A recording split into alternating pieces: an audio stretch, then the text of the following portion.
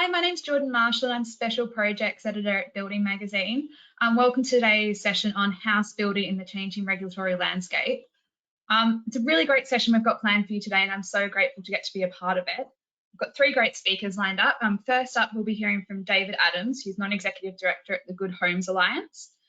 He'll be followed by Jack Brayshaw, Head of Technical Innovation at Vistry Group, and then Neil Hargroves, Managing Director at Knauf Insulation. So it's going to be a really great session. Just a few housekeeping matters. We always get asked this because people always want to go back and check things. Yes, the session will be available on demand via the same link you've used to join today within about 30 minutes of the session ending, and it will be free on demand for 12 months. So please feel free to share with any of your colleagues who you think will find it useful afterwards, and it'll be sitting there for you to go back and double check things. Also, we really want to hear from you and to have your thoughts and views get involved. So please feel free to send through questions at any time, and we'll try and cover off as many of those as we can in the Q&A. That's probably enough for me to kick things off. We should hear from the main attractions. So without much more, I'm going to hand over to David.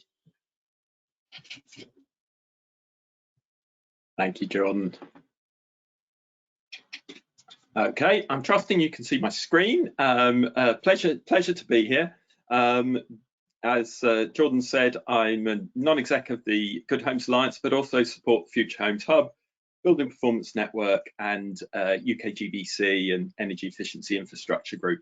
But we're here to talk about introduction of regulations. Certainly, I seem to spend a lot of time with colleagues and members of the Future Homes Hub talking about FLOSS, the part F, L, O, and S. It's been a while since a suite of certainly energy regulations have come in. 2013 was the last time, after a bit of a blizzard running from 2006 onwards. But they're with us now. I'm going to talk through a little bit about implications, and then Jack will go through some of the practical side of things. And let's see if I can get the slides to run. There we go. Just touching on the themes that have come out, and perhaps how you can get a bit of help. So when? Well, they're introduced, as you're, I'm sure, aware, in June 2022, but this time there's only a 12-month transition. So this is different to regulations in the past. So if you got planning permission before June, and provided you start each plot before June 2023, then you can maintain the original regulations. If, however, you get planning permission now on, or you don't start that plot by June 2023, then these regulations apply. That's quite a big change. It's a big step. So these are coming in much faster. Another key change that if you haven't picked up on, I urge you to take a look at it, understand the implications, is the implications of overheating, that part O. It's a new regulation, and it is bringing in new requirements that impact glazing areas of homes, window opening areas, shading, and also window heights. Now, this is all pretty fundamental stuff. So if you're going to planning and you haven't considered part O, you could be in quite a bit of trouble. The key thing is you've got to have considered part O, the overheating implications, before you go to planning, because it is almost certainly going to change your design. And just because a design went through planning and then was fine afterwards, or a design of a dwelling that you've built before, do not assume that it will automatically pass part O. You will need to check it, and almost certainly there will be changes. It's quite a biggie, this one, as you might imagine. You can get, if you get down the line before you realise the part O implications, there's going to be quite a lot of backtracking. Part L kicking in, walls and floors, probably sloping roofs, likely to be thicker. Had many conversations with house builders about this. in terms of trying to stay with their existing makeup. I'm not saying it's impossible to do, but it's hard. Almost certainly you will want to change those build-ups. So again, this is a substantial change in regulations that need a lot of careful thought. Not least this one. In terms of the construction details, almost certainly in the past, you've not had to use calculated thermal bridges. So that's the points and corners and edges. You will have used either defaults or what they call a Y value. I may be speaking gobbledygook to some of you, but just appreciate that now all aspects of the construction design really do need to be detailed. And those calculations will be used in the energy assessment, and it's important they are. You are unlikely to pass through Part L using defaults, except on very, very minor occasions. Mostly it needs to be calculated. And what's more, not just calculated for compliance SAP processes, they have to be built on site as they've been drawn in the detail. And some of those will be photographed and kept in evidence. So again, really big changes here, all to improve on-site quality and accuracy of the energy performance of the dwelling. But this is a big change in practice, and that requires some thought.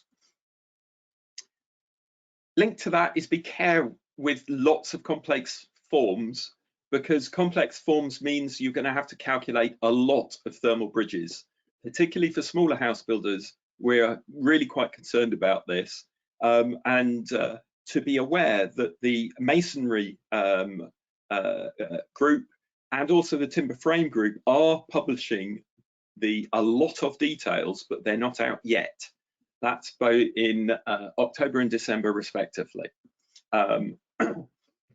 Another aspect of this, and Jack will talk about examples, but new services, almost certainly you're going to have renewables in your dwelling. These need to be correctly designed and, really importantly, correctly installed and commissioned. Everything is getting tighter in order to drive the performance. And a little side issue, you might be almost certainly, if you've built previously with gas boilers, you probably will stay with gas boilers. You may choose to go to heat pumps, but that's more likely, or that would be almost certain in 2025 rather than now. But the flow temperatures to the radiators have been reduced to 55 degrees. That makes a big difference in terms of the size of the radiators you'll be using.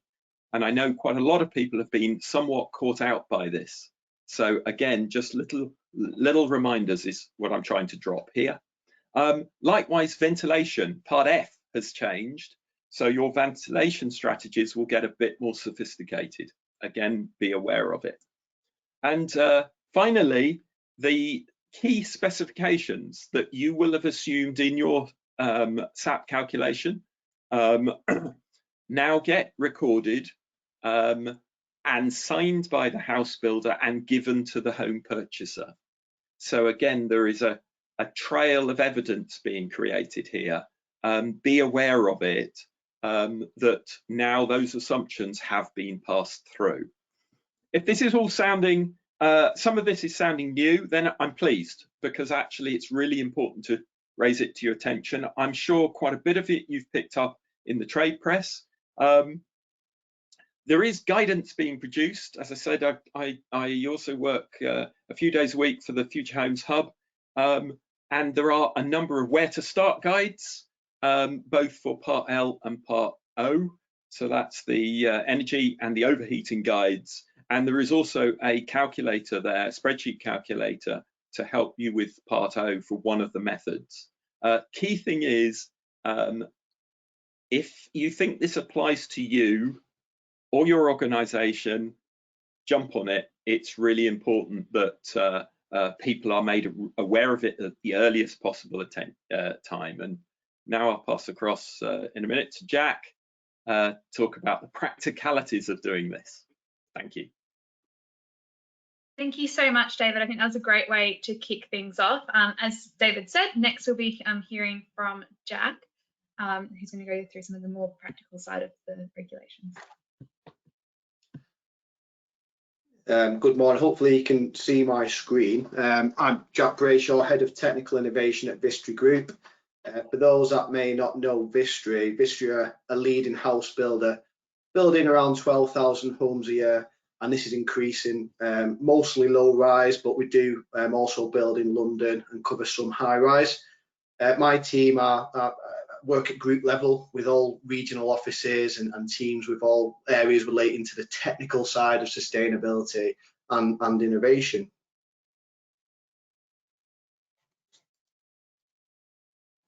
This includes setting out and delivering our strategy to zero carbon, which you can see on the screen now. So we kind of just to run through this quickly, we're at the cusp of exciting times within industry, but also very challenging times, and this has been experienced by the wider house building industry. So again, quickly, the key dates for us. We're now seeing the first step changes, as David mentioned, the interim Part L 2021, which we'll get into. This is a 31% carbon reduction, and this is before the main and probably largest step change on the road, and this is the Future Home Standard in 2025.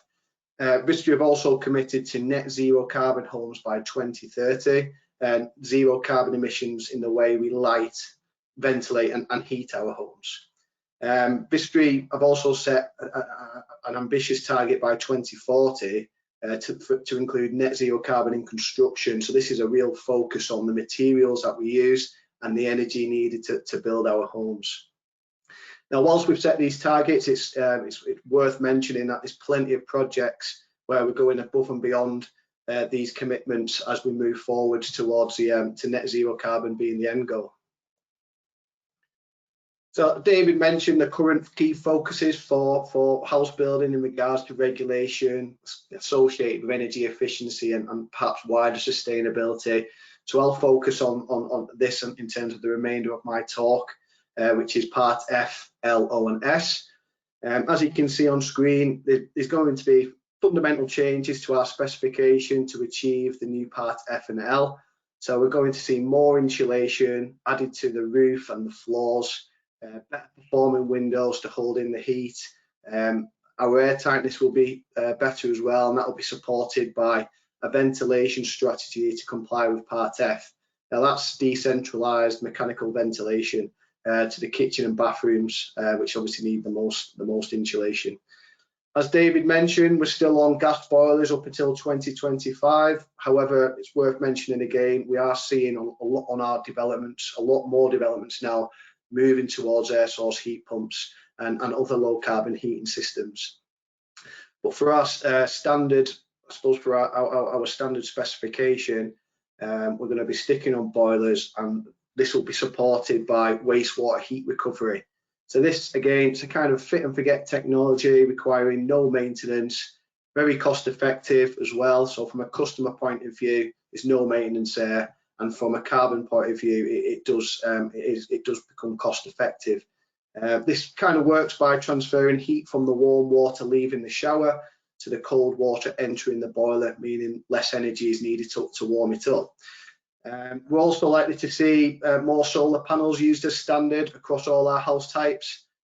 So these changes will be happening over the course of the year on new sites, going through registration, and then we'll be transitioning on existing sites by June 2023 on new plots. So looking at these areas, and I'm probably speaking for all large house builders now, you know, we've got to factor in customer acceptance, we've got to factor in supply chain confidence, the technical feasibility, the construction simplification, and obviously the cost efficiencies as well. So really trying to make that optimum specification for this interim Part L. David mentioned the photographic evidence. It's another significant piece for industry. So there's a new requirement under Part L, so we'll be required to take photographs to all key aspects of build to ensure the design is followed. These photographs need to be taken on all plots and will be made available to the customer. So Vistry, in particular myself, have been working alongside David in the Future Homes Hub to understand this better, and try and get some guidance out to industry so the industry can understand this better too. Vistry have realised that what we need to do is to ensure full compliance is have our own app-based platform to collect these photographs.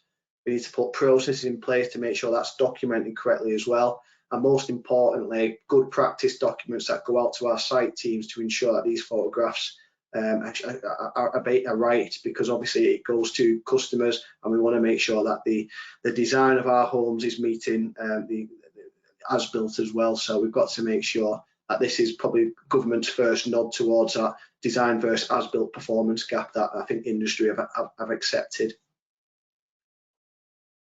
So just moving on to part of overheating of regulations, which is all around overheating, and this introduces a new requirement to assess and I guess limit the risk of overheating in our homes. And as David mentioned, it's coming in conjunction with part L and F. The approved document requires dwellings to be designed and constructed in a way which limits unwanted solar gains and provides an adequate means to remove excess heat from inside the dwelling. There's a requirement to undertake overheating assessments through Part O, and there's two ways of doing this. There's a simplified method, which just relates to dwelling type, glazing and floor area, and then there's a more dynamic simulation via a TM59, which is a detailed thermal analysis method, and it involves full calculation of the risk of overheating. Now, as a large house builder covering the country, our strategy really is to try and satisfy Part O with the simplified method to cover house type ranges across the whole country and submit them to NHBC approval. Now, the simplified method it's harder to pass, so there'll be certain house types that are more complex and will have to run that TM59 method, and this will be based on a worst case geographical weather file location. As David mentioned this, but it's really significant, and that's potential significant design implications that we'll have to factor in, and these are being imposed on us, and I'd probably stress all designers, builders, clients on this seminar look into this, especially around the requirements of the risk of falling. It goes beyond building regulation Part K, and there's going to be potential need for window design changes and potential need for internal guardrails to ensure compliance to this regulation.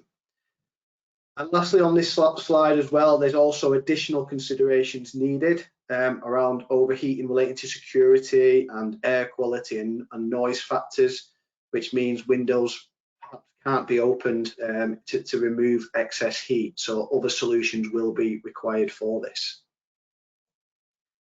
So moving on to EV and EV charge points, there's a new approved document S and a requirement for new dwellings with associated parking to have EV charge points, which it makes perfect sense.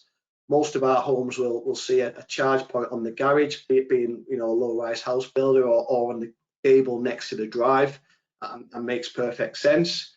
But I suppose working your way around the approved document for EV charge points, it has proven quite tricky. Saying this, there's some areas which will need further thought, I'd suggest, and one piece of advice would say future site layouts need careful consideration with Part S to prevent any type of installation complexities for EV charge points.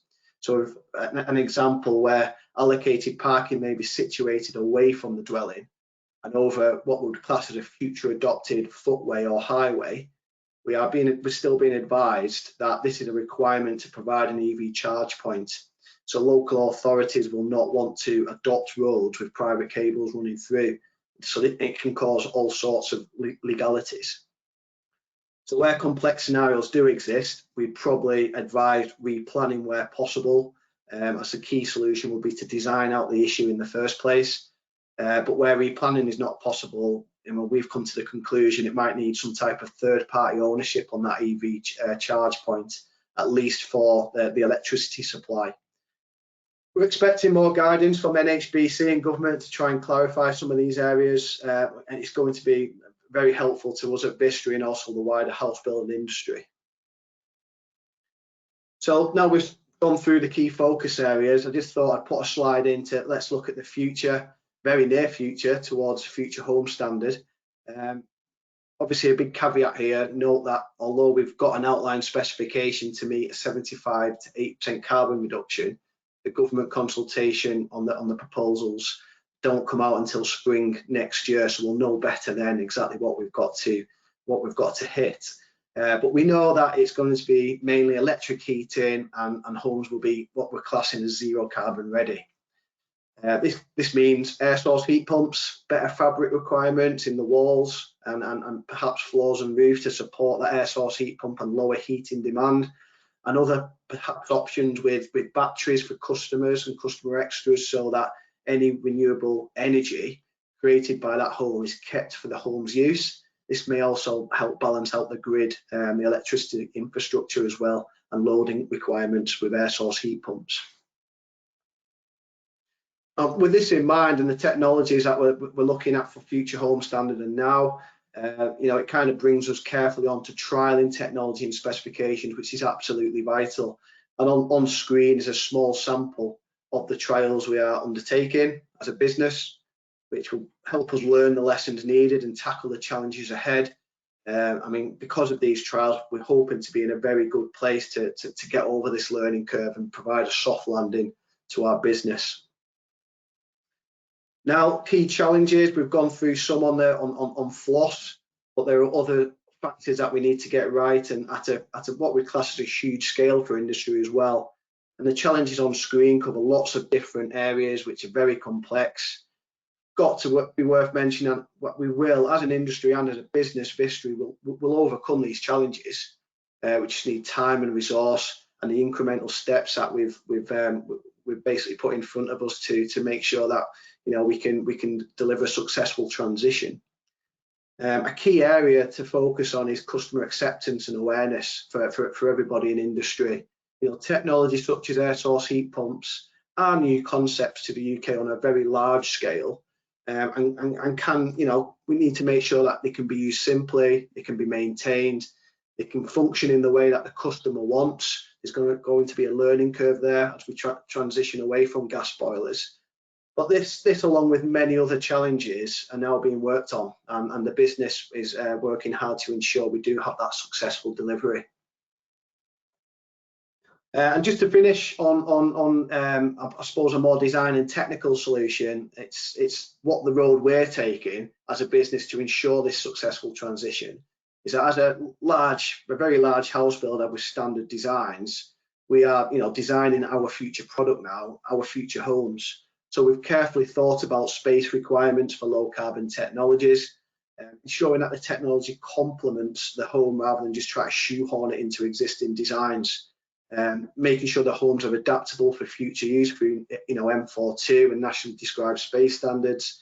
And then I guess the homes will have to be more resilient to future climate change scenarios such as overheating, and factoring in part of the building regulations and getting over those design implications very early on at the root cause.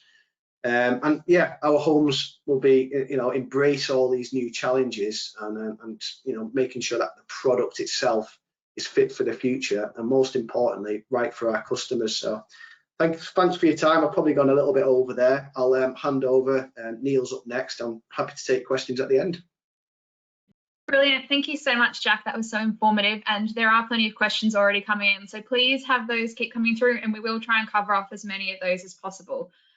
So now I'm going to hand over to Neil, who's going to be our last presenter this morning.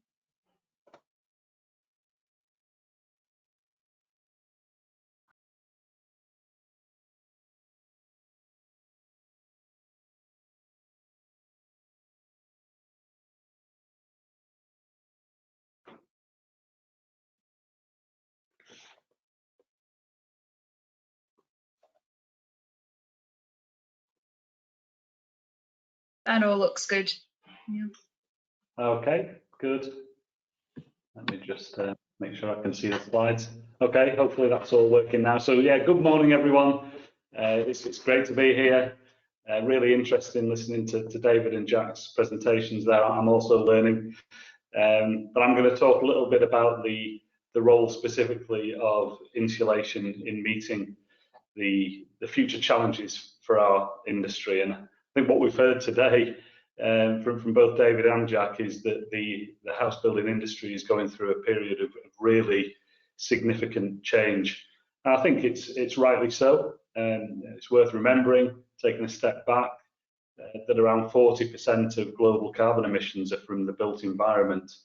And certainly at Knauf Insulation, we're really excited about the role that insulation can play in taking on three of the big issues that we face in the world today in terms of climate change, energy security, which has obviously become a much bigger issue during this year, and also the cost of living crisis, which is obviously impacting all of us with the price of energy. So we know there's a real strong demand out there for good quality homes that are built to very precise standards against an increasingly challenging backdrop in terms of compliance, cost pressures, and also I would say rising customer expectations. But this really is just the tip of the iceberg. You know, the general direction of travel, as we've heard, as we look forward to the future home standard in a few years' time, is towards even tighter regulations. And that's not just in terms of energy efficiency, but also in terms of safety and in terms of sustainability as well. And insulation certainly plays a crucial role in meeting those more immediate requirements, as well as preparing for the future. As we've heard there in Jack's presentation, we will be insulating our homes better in the future, which is something that's very much needed to tackle those three big challenges that we're facing currently. Okay, so I'm just going to talk, hopefully fairly quickly, to maybe catch up a little bit of time, about three key areas. And really all three are about the way that our homes perform in the real world, and each one of these is going to be subject to increasing scrutiny in the years to come. So starting with real energy efficiency, I think as Jack mentioned there, a compliant design isn't enough. We need to really consider the as-built performance of homes. And if you just put yourself in the shoes of the homeowner, a customer, they're really not interested in what type of bricks or blocks have been used, or unfortunately for us, they're not that interested in what type of insulation has been used either, but or even what U-values the walls have been built to, for example. What they really want to know is my house warm? Is it comfortable? Are my energy bills as low as they can be? And is my house safe to live in? And I would say also increasingly, has the home been built in a sustainable way? I think more people are now asking that question as well. And as we've heard there from Jack, as we move towards the electrification of heating homes from 2025, it's, I think, really important to understand that heat pump efficiency is heavily dependent on the fabric of the home working really well. If that isn't right, if the fabric is not right, and we can all see the image on the slide there, then customers and homeowners could be in for quite a nasty surprise when they get their energy bills through the door, when they think they've bought a brand new and really efficient home. So getting the fabric right is going to be even more important in the future, which is why real performance of homes is really an important topic for us. It's also an important topic for government. You know, we've started to see regulation moving in this direction. The government's EPC action plan states that we need to move from a reflection of the features of a building to a true measure of the in-use performance of that building.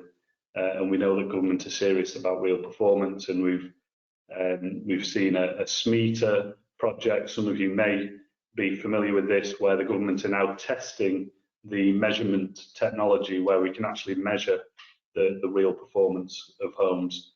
And also the new Homes Ombudsman has fuel and energy performance within its remit. So it does have the power to issue fines to developers of up to £50,000 per home if the energy performance is not where it should be. So I think house builders, you need to have confidence that homes are performing as they should be performing, in the same way that a car manufacturer would need to be sure that they can deliver their advertised performance as well.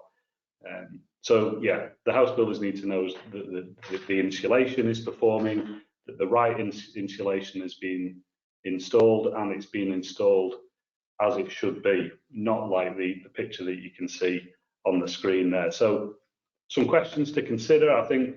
Consider the buildability. So will the performance that's been specified actually be delivered on site? Does the chosen product rely on a perfectly flat wall or a perfect installation?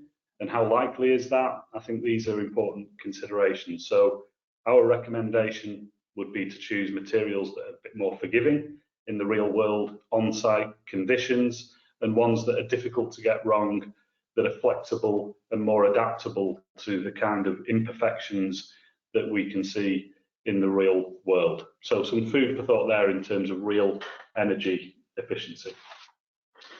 The second major topic is around sustainability, and we must start addressing the whole life carbon of buildings. And we've seen and heard from both David and Jack about the massive steps forward we're making in terms of operational carbon, with 31% improvement as a result of the current changes to Part L, but then a further 75 to 80% depending on the consultation results when we get to the Future Home Standard in 2025.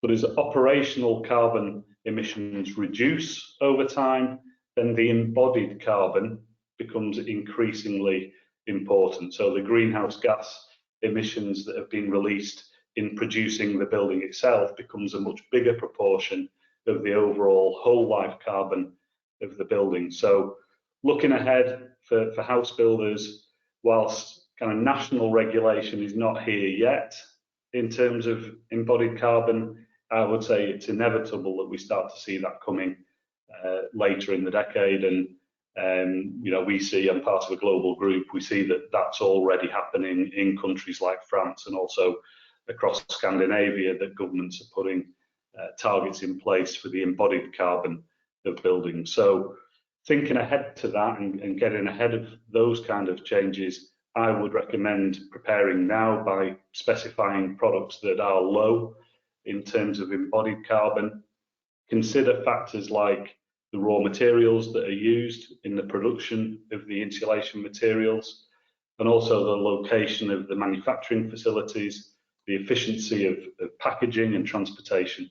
So most of you will be aware, I'm sure, that certainly the more carbon conscious manufacturers will publish EPDs detailing the makeup and the environmental impact of their products and solutions. So I would recommend taking a very close look at those.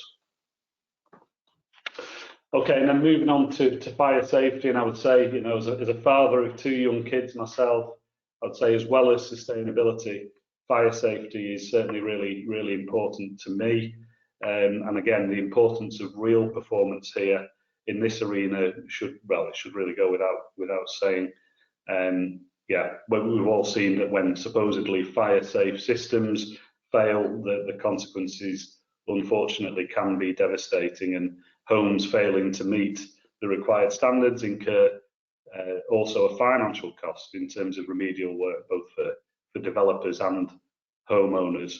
So for fire safety, non-combustible materials should really be the default position. And I think for house building, this means, again, fire safety, we can't rely on 100% perfect installation. We saw earlier in the real performance slide, we know there's a performance gap. It doesn't always happen in the real world. So design using products that help to limit the spread of fire when things do go wrong. So yeah, there's solutions out there. We know that combustible materials are already banned in the external walls of relevant buildings that are over 18 meters in height, but really this should apply to all homes regardless of height, and using non-combustible materials really is the the safest choice. And there's always a compliant, non-combustible insulation solution. So why would you want to create unnecessary risk in that area? Okay, I guess maybe just some closing thoughts, having covered those three topics. Clearly, you know, the industry is changing. Real performance, embodied carbon, and non-combustibility matter now really more than ever. And this will be reflected in the change in the regulatory environment as we move forward in the coming years. So these are things that I think need to be factored into the house builders' decision making when choosing the right insulation and the right insulation product. And those choices can be made now to meet today's regulations, also the upcoming changes with Part L, and also for the future home standard from 2025. And the sooner we embrace those changes, I think the easier that transition will be. I think our collective success really as an industry will require manufacturers of products as well as specifiers and developers to really operate collaboratively. But I'm absolutely convinced that the results of that collaboration really will be worth it as we build more low energy, sustainable and fire safe homes. Thank you. Brilliant. Thank you so much, Neil. Another great presentation there. Excellent. I was just going to ask David if you could pop your camera back on and we'll jump into the Q&A. We've had heaps come in while you guys have all been speaking. One that has come through a few times, which I can just answer now. Yes, you will be able to catch up on all this information because yes, there is so much great info that's been shared. Within about 30 minutes of the session ending today, if you use the same link you've used to join today, it'll be available on demand. So you can go back and watch it again. Just to kick things off, I've had quite a few questions come through about the cost implications of meeting new building regulation requirements, specifically if there's any high level data around the cost of complying with new Part L requirements and sort of what, cost uplifts there have been to meet the different types of building regulations that are changing or have recently changed. Does anyone have any thoughts on that? I think there's been a cost impact assessment delivered by the government as part of the consultation.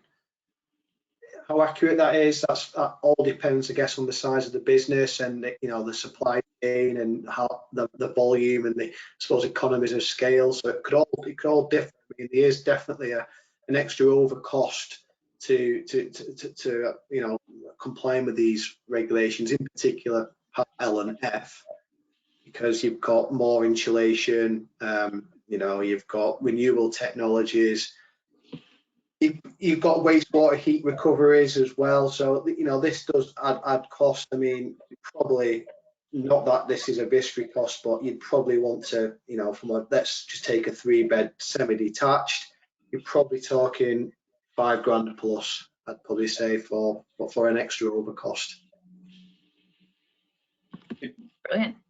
Jordan, if I could add, I mean, this is why it's really important to keep abreast of what's happening with the regulations. And Jack had mentioned there is almost certainly a consultation next late spring about what the government are thinking about doing for 2025. And they're the really important early indicators as to what is coming down the road, such that when you're putting together concepts and you're looking to buy land and work out viability, you're embedding those kind of costs. Because if you bought land and all of this is a surprise because you were expecting to build what you'd previously built, that is not a great place to be at all. Yeah, it is really important to understand the implications of this early.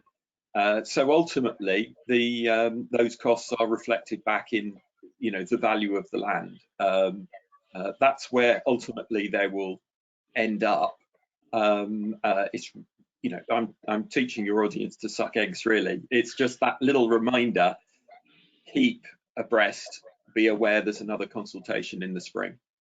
Yeah, and as David said, try and when that consultation comes out, you know, you've got to use I'd probably say the government SAP software to make sure that you're looking at specification that may meet that future home standard, and then you can go out and cost them up, so you have that cost model then.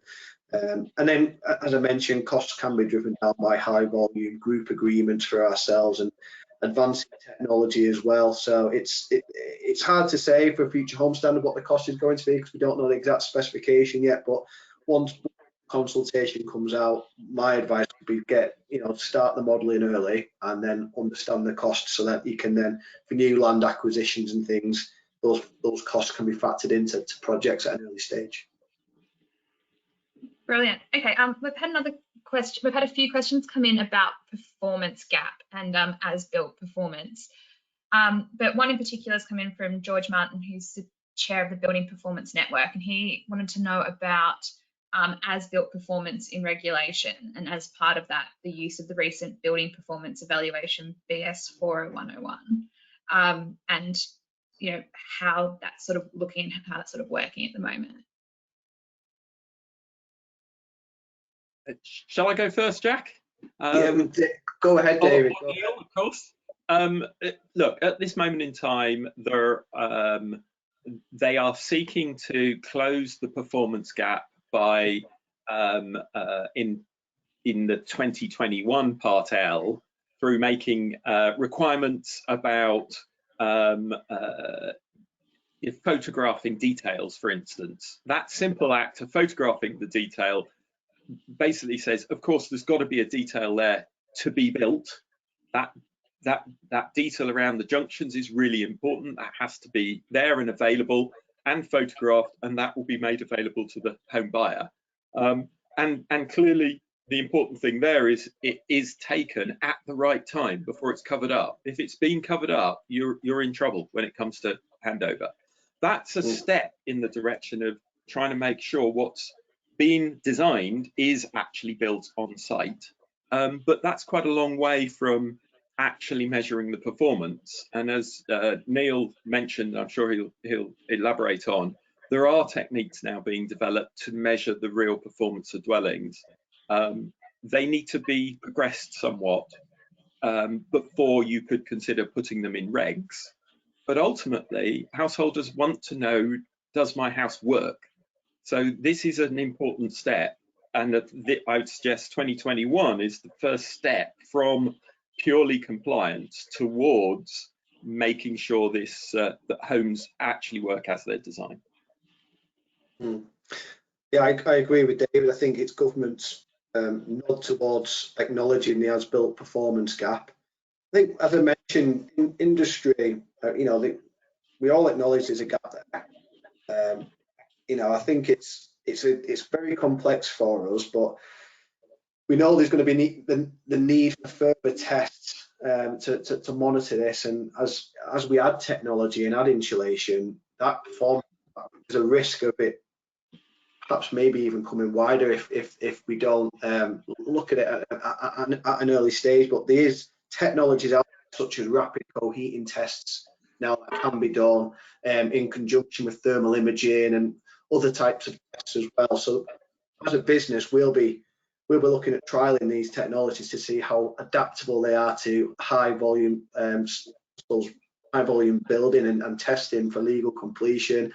We're doing air tightness tests, so that's gone from a sample test to 100% air tightness test requirement through the new Part L. So we know that those type of tests can be made mandatory and put into regulations. It's just that we probably, as an industry, have to understand them first and get some big data on it to understand what good is, what acceptable is, and probably what non-compliant means as well. Yeah, maybe just to come in on the back of what Jack said there, I think absolutely agree there is some risk there that the performance gap could potentially widen as we move forward. But what's absolutely guaranteed is that the consequences of a widening performance gap come 2025 will be much more severe than that performance gap today. Because if the performance gap today is, I don't know, I'm going to make a number up, but there's a 20% gap in the design versus the as-built performance, then it means that your bills are 20% higher. You know, you're going to use 20% more gas than you would otherwise do. Once we move to the electrification of heat and we start to install heat pumps in homes, if that performance gap is there at 20% or even widening, then the impact on people's bills will be far greater, but for two reasons. One, the efficiency of the heat pumps will be compromised if the fabric of the home is not right, and it starts to look like a sort of exponential curve there in terms of heat pump efficiency. Then obviously electricity is more expensive than gas.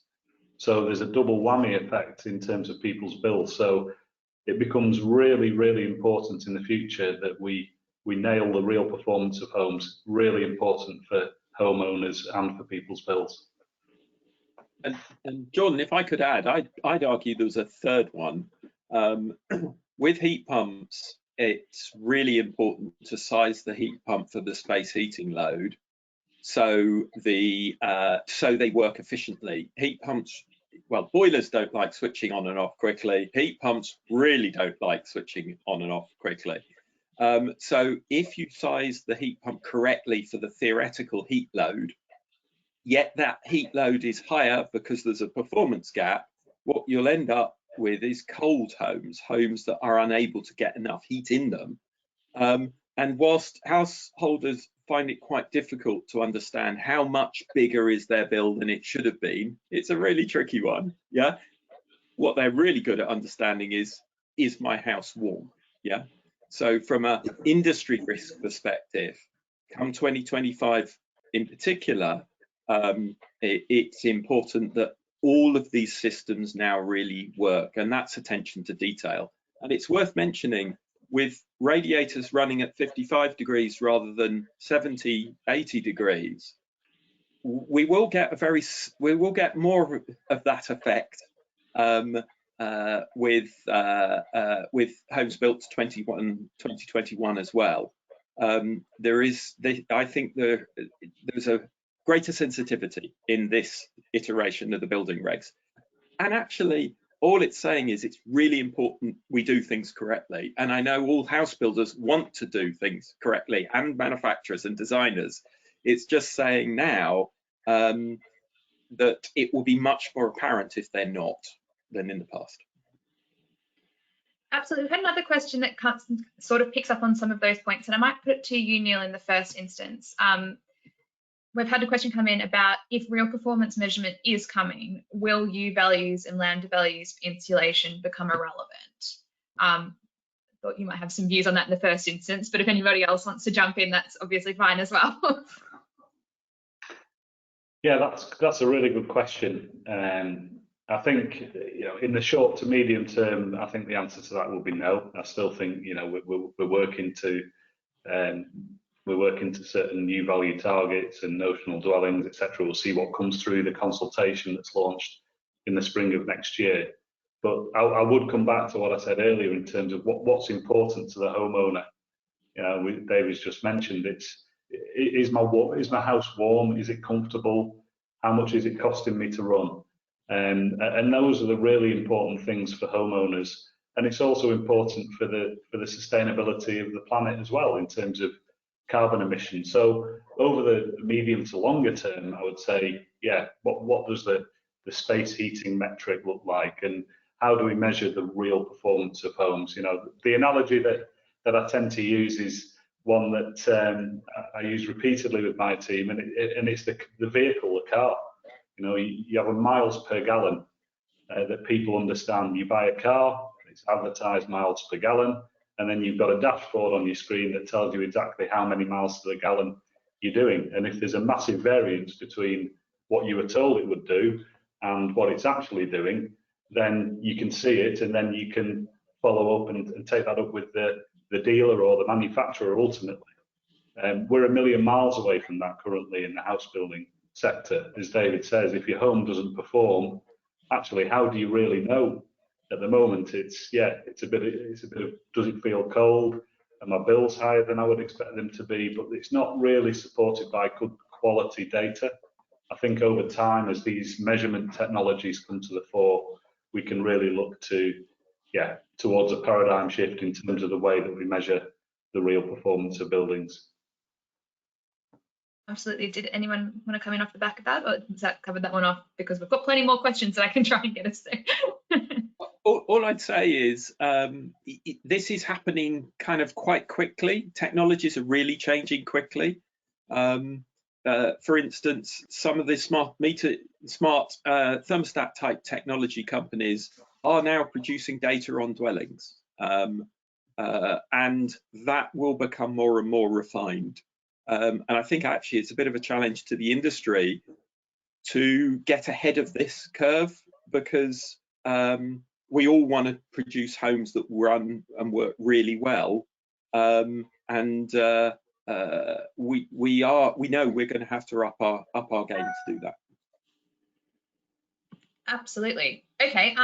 Moving on to the next question. We've had a question around a few around proof of quality, but in particular, this idea, we've all mentioned the photography requirements now. Is that a sufficient level of proof of quality, or should we be insisting on independent inspection to guarantee quality? I mean, I think there's inspection regimes in place through NHBC and building control.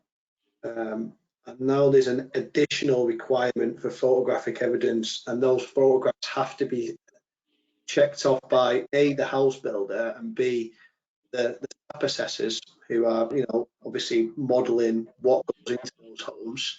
So if there is any insulation dislodged, as what was like on Neil's photograph, that will be picked up in the photographic evidence assessment.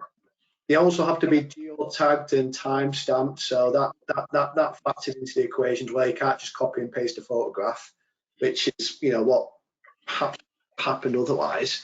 So these are it's an interim step. I think there'll be, perhaps as David mentioned, the more technology advances, the more you're doing other regimes around monitoring and ensuring that that as-built performance is being met. But yeah, there's other aspects that we can do. A new homes quality board that's coming in as well. The digitalisation of builds. There's not just be photographs for Part L, there'll be photographs for fire, for other aspects as well, and they'll all be handed to the customer. Absolutely. Something that we have touched on a lot is, that there are all these new technologies coming in. We've had a question come in that is sort of, how do we help consumers and planners understand these new technologies as they sort of come to market and come to the fore? Is there an education piece that needs to be done? I mean, I think it's massively important that there's customers are going to need to be able to understand this technology. There'll be customer literature required. There'll be home user guides need to be updated. We have to get into the modern day century, so QR codes, for example, on certain products, so that they can scan it and go to a video to understand how it works. I do believe with new technologies, it has to be some type of remote diagnostics as well. So if there's an issue with the air source heat pump, it can be remotely perhaps maintained and serviced through the manufacturer itself. So aftercare becomes even more important. But the whole, it's a customer at the end of the day who's going to have to live in these homes and understand these homes. So yeah, it's a massive piece that I know the Future Homes Hub have got an area covering this now, so we'll be working with them to make sure that it is a smooth transition. And Jordan, probably the biggest one there, just building on what Jack's just said, is when heat pumps become more common. The other technologies, actually, there's in the 2021 building reg step, it's very much attention to detail and getting better ventilation, etc., etc. So they're the challenging bits. Thermal bridging's really, really important for the designers, builders, etc. Technology shift is particularly in terms of heat pumps, because the way your home performs changes. But this isn't unique to new homes. I mean, the bigger take up will be in existing homes. So I think this is a national education of all householders, because they need to go on this journey, from which actually new homes is the easiest way of doing it. Buy a new home with it already in, yeah, into a home that's been really well insulated, so it will work best, yeah. So I think it is a difficult journey and it needs national support, but actually house builders have the easy part of that journey. It's a big positive. You know, it's a big positive. We can sell our homes. You know, energy prices are astronomical at the moment, but if we're building more homes with better insulation, renewable technologies, bringing prices down of energy bills, then you know that's a big selling point for new build homes, and we've got to market that in the right way.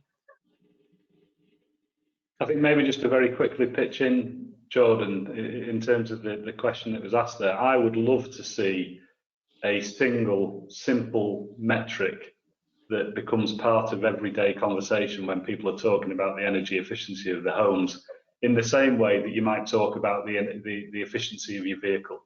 So everyone kind of understands miles per gallon, because we've had that KPI, that metric for decades. I would love there to be a really simple metric where people can talk about the energy efficiency of their homes as well. So that would be great if people could have a simple single-digit number that tells them how well or not their home is performing, and maybe that's something we can collectively aspire to in the future.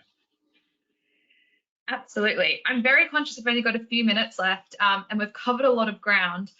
I was sort of hoping each of you might be able to give me one or two big takeaways that you would love the audience to sort of be leaving with, in overall messaging. Obviously, there's a lot to look out for in the coming year with looking forward, but is there anything in particular you think people should be aware of? David, you're the one who started looking like he wants to speak. So okay, I think be aware, research this from whatever angle you're coming from. Yeah, there is information out there. I would put you particularly into the futurehomes.org.uk, but there's some really where to start guidance. This isn't paint by numbers. This is simply helping you find that starting point.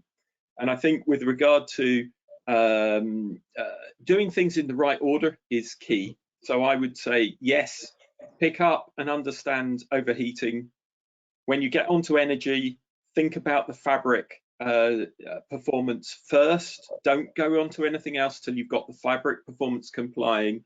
Then you can start to look at the renewables.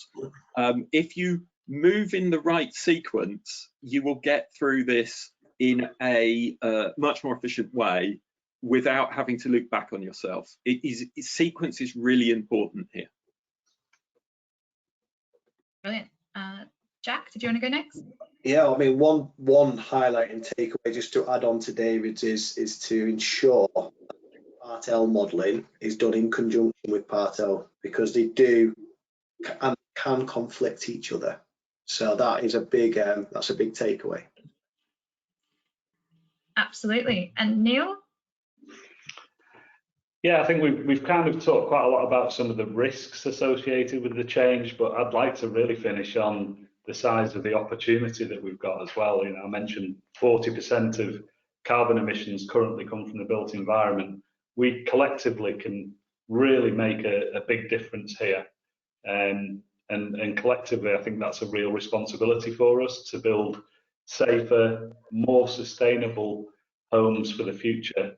That can also have a real impact on people's lives in terms of comfort, quality of life, and ultimately the amount of money in their pocket as well through energy bills. So I see it very much as an opportunity, and I think we should all be excited about the next 5 to 10 years and what's going to come.